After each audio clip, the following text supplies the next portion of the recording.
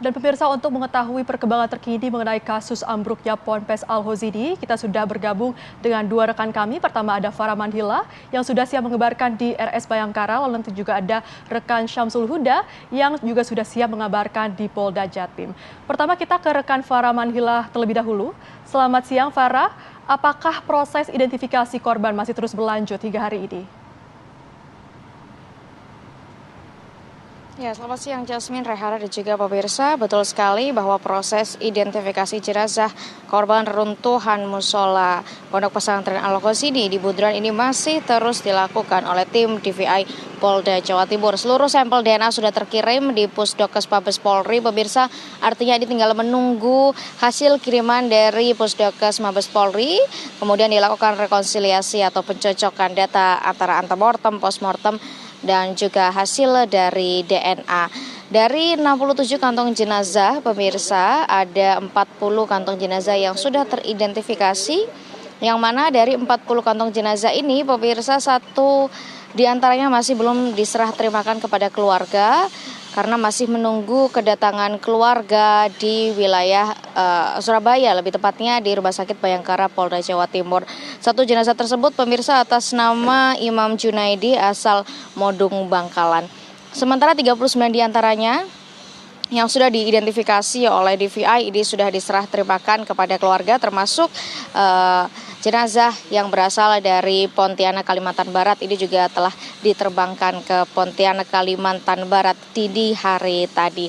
Dan sementara selain proses identifikasi yang masih terus dilakukan oleh DVI Polda Jawa Timur, pemirsa, Polda Jawa Timur ini juga masih terus melakukan upaya penyelidikan dan juga penyidikan berkaitan dengan kasus ambruknya musola Pondok Pesantren ini, pemirsa. Tadi pantauan kami di lokasi Pondok Pesantren ini sudah terlihat puluhan petugas dari Inafis maupun di Treskrimsus dan juga di Treskrimum Polda Jawa Timur ini berada di area TKP untuk melakukan upaya penyidikan. Menurut keterangan dari salah satu petugas tim Inafis, pemirsa, agenda siang tadi yang dilakukan adalah rekonstruksi ulang dari barang bukti yang ada di TKP. Selain dari upaya dari di Treskrimsus maupun di Treskrimum Polda Jawa Timur, pemirsa, tadi juga di area TKP telah dilakukan penyemprotan disinfektan oleh Puskesmas Buduran atas perintah atau arahan dari Dinas Kesehatan Sidoarjo untuk mencegah penyebaran bakteri yang dikhawatirkan bisa menyebabkan atau timbulnya penyakit baru.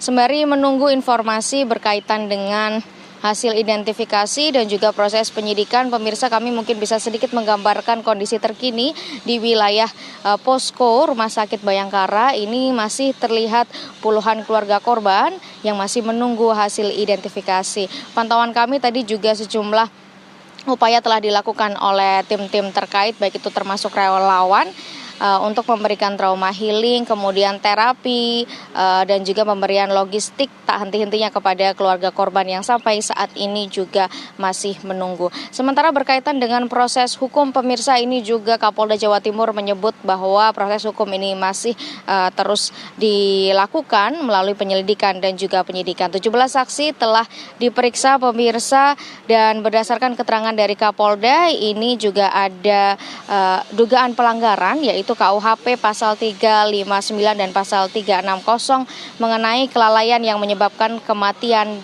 dan atau luka, serta ini juga ada mengarah pada pelanggaran pasal 46 ayat 3 dan pasal 47 ayat 2 Undang-Undang Nomor 28 tahun 2002 tentang bangunan gedung, yang dalam hal ini ada dugaan pelanggaran pemenuhan teknis bangunan. Demikian informasi yang bisa kami sampaikan dari Rumah Sakit Bayangkara. Saya kembalikan ke rekan-rekan di studio. Baik, terima kasih Farah Manhila atas laporan Anda langsung dari Rumah Sakit Bayangkara. Kita juga akan mengupdate informasi dari Polda Jatim. Sudah ada Syamsul Huda di sana. Syamsul Huda, bagaimana pemeriksaan saksi di sana? Silakan.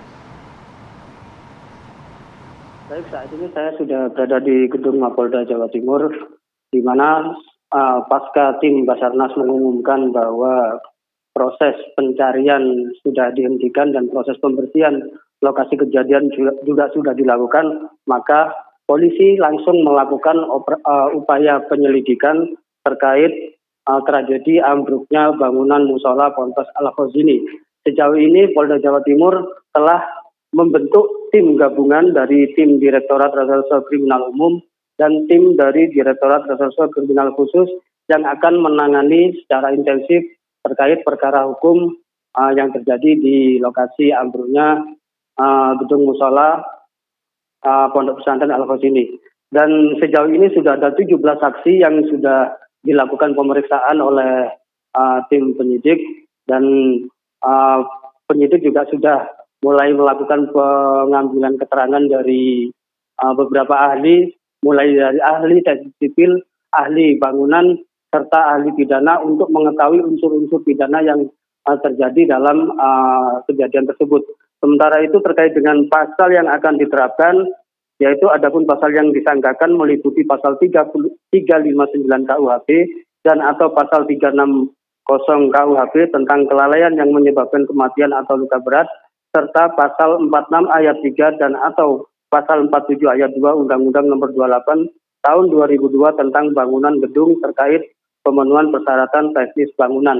Sementara itu tim juga sudah mulai bekerja di lokasi kejadian, baik tim lapor maupun tim Inafis serta tim gabungan dari Direktorat Reserse Kriminal Umum dan Reserse Kriminal Khusus saat ini sudah bekerja di lokasi kejadian, dan rencananya Polda Jawa Timur juga akan segera melakukan gelar perkara sehingga status dari penyelidikan bisa dinaikkan menjadi status penyidikan. Demikian, kembali ke studio. Baik, artinya gelar perkara ini akan segera dilakukan. Terima kasih. Syamsul Huda mengabarkan langsung dari Polda Jatim, dan sebelumnya ada rekan Farah Manhila mengabarkan langsung dari RS Bayangkara. Selamat bertugas kembali rekan-rekan.